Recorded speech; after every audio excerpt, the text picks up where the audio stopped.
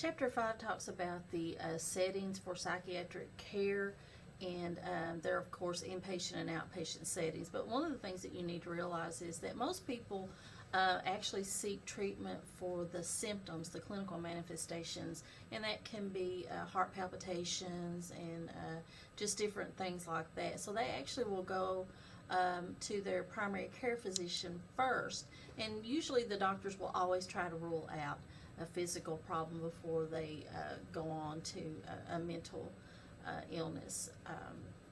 But that being said, outpatient settings have a lot of day treatment programs. You've got psychiatrist's office, nurse practitioners, mental health nurse practitioners. You also have, inpatient settings that are freestanding mental health facilities. You have some that specialize in children. You have your state facilities. You have your forensic facilities. You have facilities that are associated with a hospital, maybe connected to a hospital. A lot of resources here in this area, in the Louisville, Indiana area, much more than we ever had in southeastern Kentucky. So what I'd like for you to do is I want you to find out what this community has to offer as far as mental health services.